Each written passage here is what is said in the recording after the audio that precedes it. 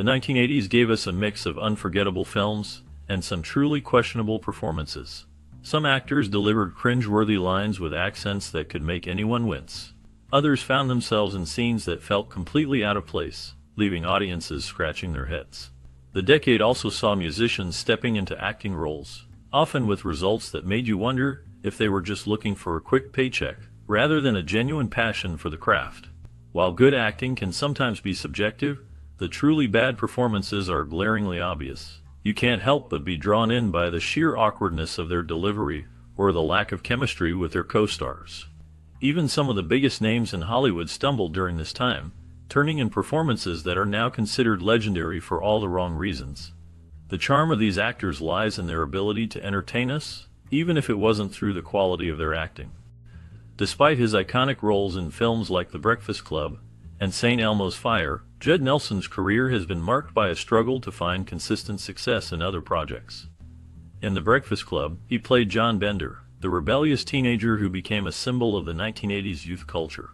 His performance was memorable and resonated with many viewers, showcasing his ability to portray a complex character. Similarly, in St. Elmo's Fire, he took on the role of Billy Hicks, a charming yet troubled young man navigating the challenges of adulthood. These roles established him as a recognizable face of the era. However, outside of these standout performances, Judd Nelson often found himself delivering one-note performances in various films. Critics noted that he sometimes relied on a narrow range of emotions, which limited his ability to fully engage audiences in other roles. While he certainly had charisma and appeal, many felt that his performances lacked depth and variety, making it difficult for him to break away from the typecasting that followed him after his early successes. This struggle to diversify his acting style contributed to his reputation as one of the greatest worst actors of the 80s, as he became synonymous with a specific kind of character that did not evolve much throughout his career. In the 1980s, Madonna ventured into acting, a move that many expected would showcase her star power. However, her performances often fell short of expectations. Critics pointed to poor scripts and weak direction as significant factors that hindered her ability to shine on screen. While she had undeniable charisma as a pop star, that same energy did not always translate to her film roles. Movies like Desperately Seeking Susan received mixed reviews, with some praising her unique style, but others criticizing her acting skills. Despite her popularity, her attempts at serious acting often led to disappointment. The combination of her pop icon status and lackluster film choices resulted in a career that was more about her music than her acting. As a result, Madonna's time in film during this decade is often remembered for its missed opportunities, and the struggle to establish herself as a credible actress, overshadowed by her immense success in the music industry. In the 1980s, Caitlyn Jenner starred in a film titled Can't Stop the Music. This movie, which was a musical comedy, is often remembered for its poor reception. Many critics and audiences found the film lacking in quality, leading to its classification as one of the worst movies of the decade. Its failure was so significant that it played a role in the establishment of the Golden Raspberry Awards, which recognize the worst in film. The movie featured a mix of disco music and a storyline that failed to resonate with viewers. Caitlyn's performance, along with the overall production, contributed to the film's reputation as a flop. Despite her later accomplishments and transition, this particular film remains a notable part of her early career. Can't Stop the Music serves as a reminder of how not all films achieve success, and it highlights the sometimes unpredictable nature of the entertainment industry. In the 1980s, Brooke Shields emerged as a prominent figure in Hollywood, but her early acting career was often criticized for a lack of depth in her performances. Films like The Blue Lagoon and Endless Love showcased her beauty and modeling background, yet many viewers found her acting skills to be less than impressive. In The Blue Lagoon, her portrayal of a young girl growing up on a deserted island was marked by a simplistic delivery that failed to resonate with critics. Similarly, Endless Love, which aimed to explore the intense emotions of young love, suffered from a lack of genuine connection in her performance. Despite the film's commercial success and her status as a top model, Shields struggled to break free from the perception that she was more of a pretty face than a skilled actress. This disconnect between her fame and her acting abilities led to her being labeled among the greatest worst actors of the decade. Her journey through these early roles reflects the challenges many actors face when transitioning from modeling to serious acting. Following her notable role in the television series Charlie's Angels, Tanya Roberts ventured into a film career that included several projects that did not receive favorable reviews. One of her most recognized films from this era is Sheena Queen of the Jungle, where she played the title character, a powerful woman who could communicate with animals and fought against evil forces. Despite its adventurous premise and Roberts' striking performance, the film was criticized for its weak plot and lackluster special effects, which overshadowed her efforts. Another significant film in her career was A View to a Kill, where she starred alongside Roger Moore as the iconic James Bond. While her role as Stacey Sutton was intended to be glamorous and captivating, the film itself was met with mixed reviews and is often regarded as one of the weaker entries in the Bond franchise. Critics pointed to the film's uneven pacing and implausible storyline, which detracted from Roberts' performance. Throughout this period, Tanya Roberts became known for her striking beauty and charm, but her film choices often led to a perception of her as part of a genre that favored style over substance. This perception has contributed to her inclusion in discussions about the greatest worst actors of the 80s, as her films, while memorable to some, did not achieve the critical acclaim that might have been expected. Despite the mixed reviews and the challenges she faced in her career, Tanya Roberts left a lasting impression on audiences. Her roles in these films, while not always celebrated, showcased her talent and determination to succeed in a competitive industry. Throughout the 1980s, Ally Sheedy emerged as a notable actress, particularly remembered for her performances in iconic films like The Breakfast Club and War Games. These roles showcased her talent and ability to connect with audiences, making her a recognizable face of that era. However, despite her earlier successes, she faced challenges when it came to delivering strong performances in films that did not have solid scripts. The quality of the material often impacted her ability to shine on screen. In projects where the writing fell short, it became difficult for her to bring depth and nuance to her characters. This struggle highlighted a broader issue in the industry at the time, where many talented actors found themselves trapped in roles that did not allow them to showcase their full potential. As a result, while Ally Sheedy had moments of brilliance, the inconsistency of the scripts she worked with sometimes overshadowed her abilities. This contrast left audiences longing for more from an actress who had already proven herself capable of delivering memorable performances. In the 1980s, Burt Reynolds faced a significant shift in his acting career. Known for his charm and charisma, Reynolds had previously enjoyed a string of box office hits that established him as a leading man in Hollywood. However, during this decade, his performances began to falter, and he starred in several films that failed to resonate with audiences. Notable among these were City Heat and Rent-A-Cop, both of which were criticized for their lackluster scripts and poor direction. Despite his earlier successes, these films showcased a decline in his appeal and marked a troubling period in his career. Critics pointed out that Reynolds seemed to be relying on his past fame rather than delivering the captivating performances that had once made him a star. As the 1980s progressed, the once celebrated actor found himself grappling with the realities of a changing film industry, where new stars emerged and audience taste shifted. This decline in his career during the 1980s positioned him among the greatest worst actors of that era, highlighting the challenges many actors face in maintaining relevance in a competitive landscape. During the 1980s, Faye Dunaway, who was once celebrated for her powerful performances, faced a shift in her career. This decade saw her involved in projects that did not resonate well with audiences or critics alike. Notably, her role in Supergirl was met with disappointment. The film, which was meant to be a fresh take on the superhero genre, struggled to find its footing, and Dunaway's performance was seen as lacking the depth and charisma that had defined her earlier work. Additionally, her appearance in The Wicked Lady further cemented her status as one of the more unfortunate casting choices of the time. The film, a remake of a classic story, failed to capture the magic of its predecessor, and Dunaway's portrayal did not elevate the material. Critics pointed out that her once commanding presence seemed diminished, and her performances felt out of sync with the changing cinematic landscape. The combination of these roles contributed to a perception that Dunaway's best days were behind her, marking a notable decline in her career during this period. Despite appearing in many beloved films, Arnold Schwarzenegger is often recognized for his limited range as an actor. His performances frequently showcase a persona that feels more like an extension of himself rather than a fully developed character. In movies like The Terminator and Predator, he delivers iconic lines and memorable moments, but his style leans heavily on physical presence and charisma rather than deep emotional acting. Critics have pointed out that his delivery can come off as wooden or one-dimensional, where he often relies on his trademark accent and muscular physique to carry the role. This has led to a perception that he is not a traditional actor in the sense of embodying diverse characters. Instead, audiences tend to appreciate him for his unique blend of action and humor. His films became cultural touchstones of the 1980s, showcasing his ability to entertain, even if his acting skills did not always meet the expectations of a more dramatic performance. Known for his iconic role as Rocky Balboa, Stallone became a household name in the 1970s and 1980s. However, despite his fame, he delivered several performances in the 1980s that did not resonate well with audiences or critics. His attempts to branch out into different genres often fell flat, leading to mixed reviews.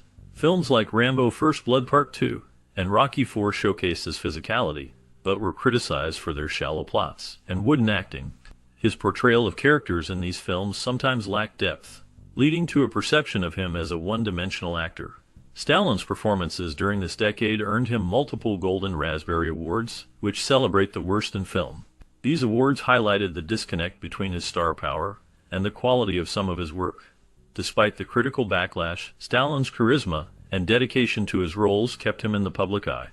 His ability to embody the tough guy persona made him a favorite among action movie fans, even when his acting was questioned.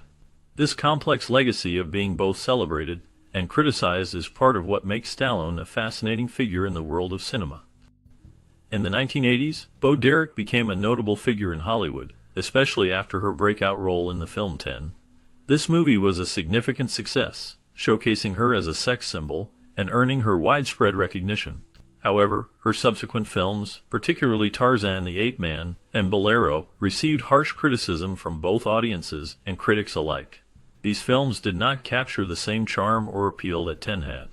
Many reviewers pointed out that her performances in these later films were lacking in depth and skill. Critics often described her acting as wooden and unconvincing, leading to a reputation that some would consider among the worst of the decade.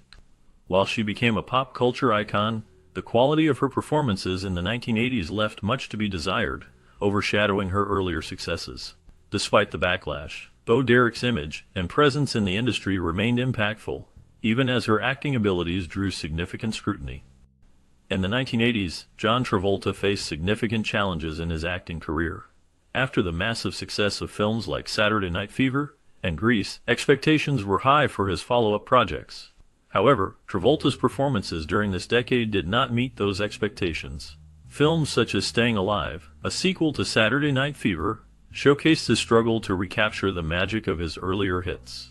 Critics and audiences alike found the film lacking in depth and substance, and Travolta's acting was often seen as flat and unconvincing. Another notable film from this period was Two of a Kind, where he starred alongside Olivia Newton-John.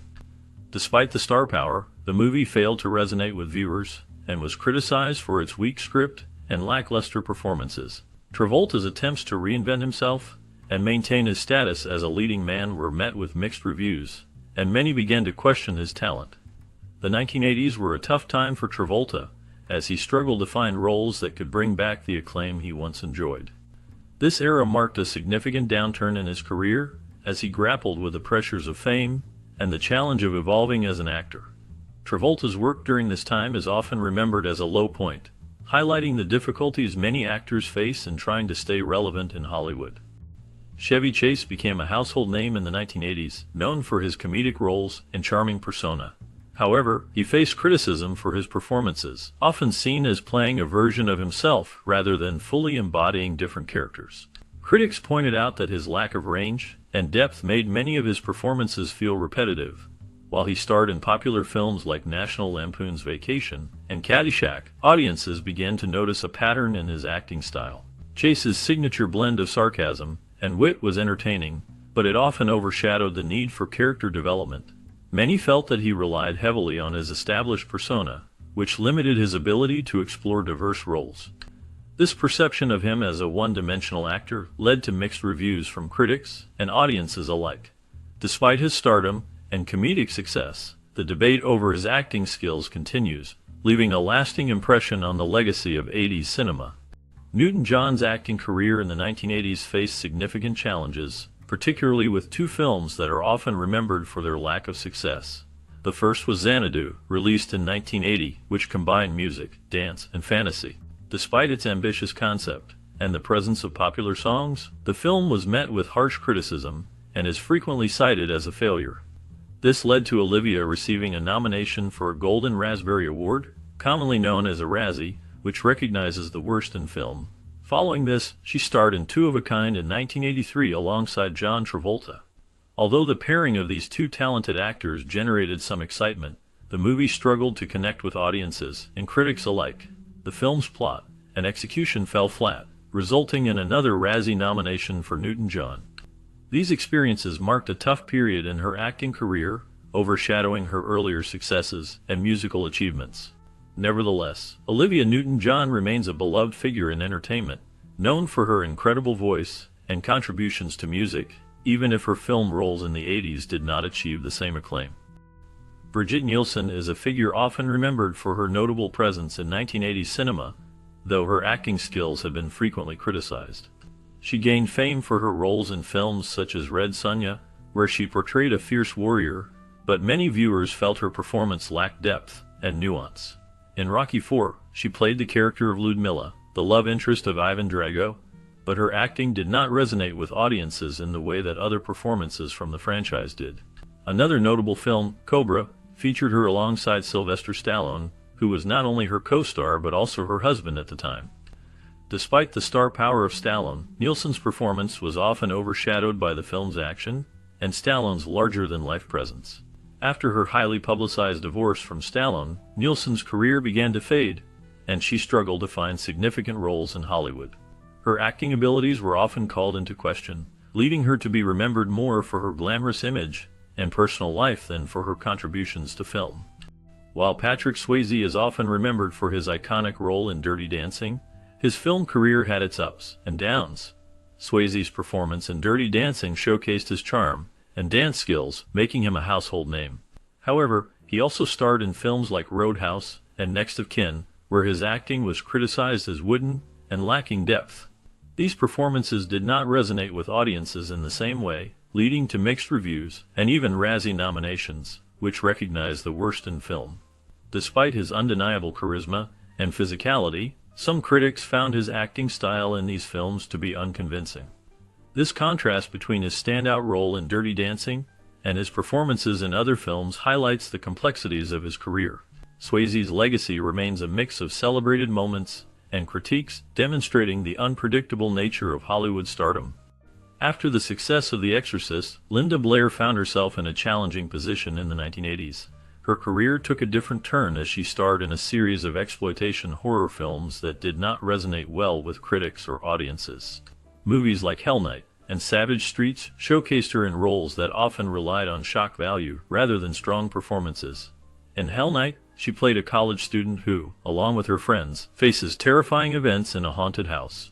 The film struggled to find its footing, and her performance was seen as lacking the depth that her earlier work had displayed. Similarly, in Savage Streets, she portrayed a tough character seeking revenge for her sister's assault lieutenant. While the film aimed for gritty realism, it often veered into campy territory, and her acting was criticized for not fully capturing the emotional intensity required for such a role. These films, while they found a niche audience, did not help elevate her status as an actress, and instead contributed to the perception of her as one of the lesser talents of the decade. Despite her iconic role in The Exorcist, the 1980s proved to be a difficult period for Linda Blair, as she navigated a landscape of poorly received horror films that left a mark on her career trajectory. Michael Caine experienced a decade of highs and lows during the 1980s. He had a standout moment when he won an Oscar for his role in Hannah and Her Sisters, showcasing his talent and ability to connect with audiences. However, this decade was also marked by some poor film choices that tarnished his reputation. Films like Jaws: The Revenge and Blame It on Rio were not well received, and are often cited as missteps in his career. Despite these setbacks, Caine remained a beloved figure in the film industry. His charm and distinctive voice continued to endear him to fans, even when the projects he chose did not resonate well. The contrast between his Oscar-winning performance and the critical failure of some of his other films illustrates the unpredictable nature of Hollywood. Cain's ability to navigate this mixed decade speaks to his resilience and enduring appeal as an actor. Pia Zadora's acting career is often remembered for its ups and downs, particularly during the 1980s. She gained attention for her roles in films that were often financed by her billionaire husband. This financial backing allowed her to star in various projects, but many critics felt her performances did not live up to expectations. Despite her efforts, she frequently received negative reviews, leading to a reputation for being one of the less skilled actors of the era. Interestingly, she earned a Golden Globe Award for her performance in the film Butterfly, which some viewed as surprising given the overall reception of her work.